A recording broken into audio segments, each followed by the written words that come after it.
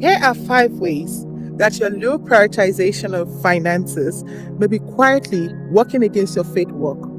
Stick around because the fifth one is going to shift your mind about how you think about money and God. If you are new here, my name is Tolu. I'm a Kingdom Wealth Advocate. Save this video. You may want to come back to it. Number 1, you are burying your talent. Remember the parable of the talents? Jesus told the story of 3 people giving talents, 2 multiplied theirs, and 1 buried his. You know, when the master came back, the master called him wicked for not putting his talent to good use. Most instances of material provision in the Bible were instances where what already exists is a resource to harness. The widow and the prophet.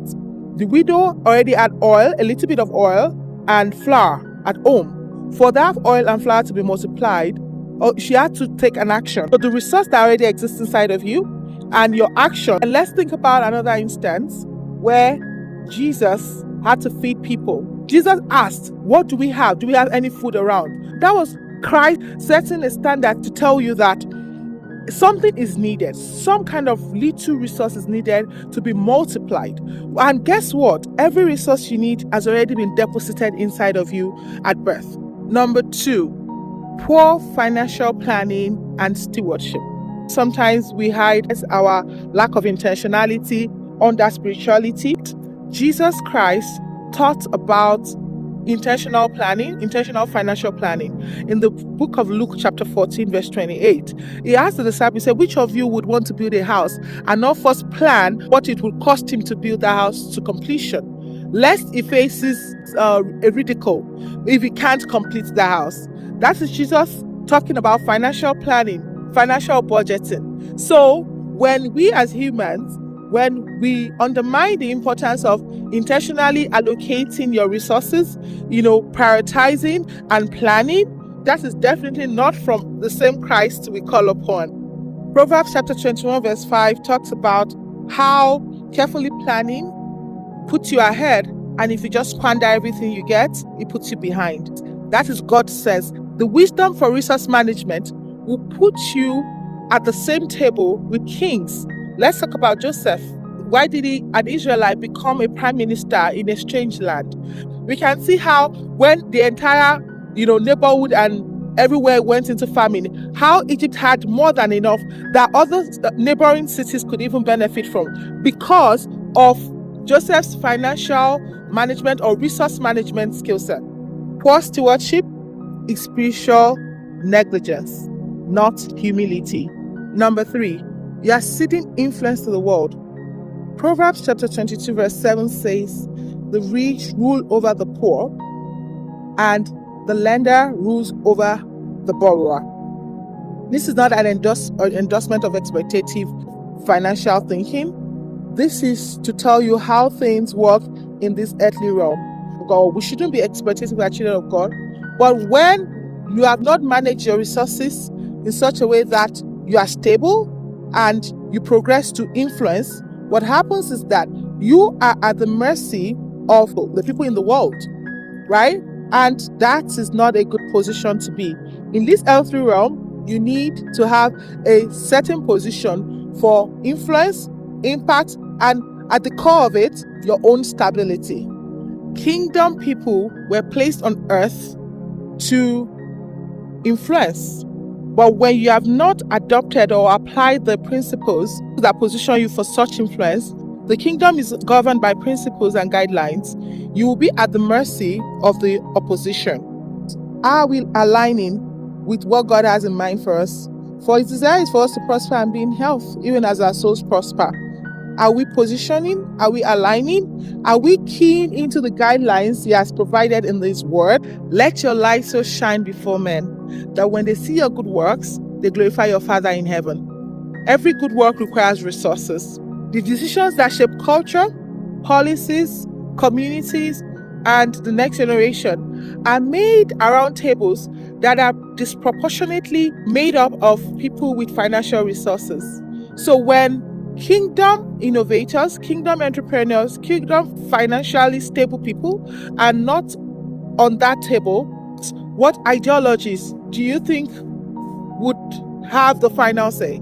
Kingdom voices should be funding those conversations. Number 4, you may be misrepresenting our Father in heaven.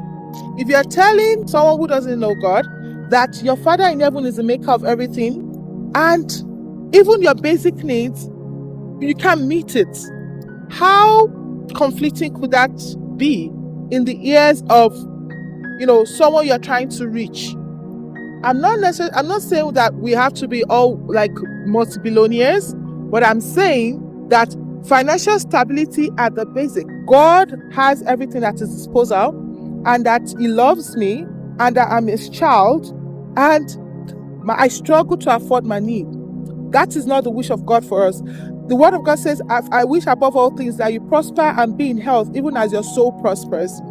The pressure on your soul when you are financially constrained is heavy, when you struggle to meet your basic needs and a little bit of extra. I'm not talking about greed now or just being materialistic. I'm talking about the stability to meet your needs and to have a decent life. The Christ who was rich was made poor so that we could be made rich. This is the wish of God. I am not talking about materialism, please don't get me wrong, but I am re-echoing how we as kingdom people have allowed the distraction or the deception of the enemy to make us look the other way, to not to see how us being financially empowered or equipped adds to the kingdom agenda. The intentionality to manage finances, to manage resources, such that it has certain longevity and sustainability to it, such that you can hand it over to the next generation. Number 5, you being financially handicapped may be exposing you to the devices of the enemy. We often misinterpret this Bible verse. The love of money is the root of all evil. The love of it, not money itself. Money is a tool for kingdom advancement. Money in the hands of a righteous man makes the world a better place.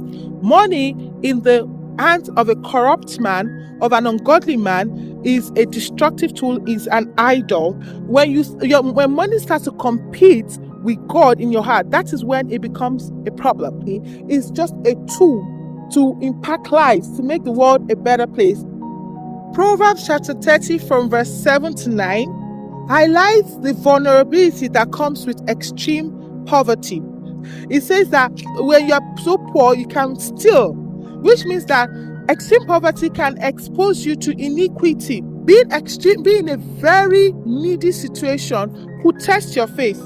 The devil knows this himself, and that's why he approached Christ himself in his most vulnerable state, in a needy state. Christ had just fasted for 40 days and 40 nights and was really hungry. Guess what he tempted Christ with? His need, daily meal. Christ even in prayer said, give us our daily bread, because not being able to afford your needs could put you in a very vulnerable situation.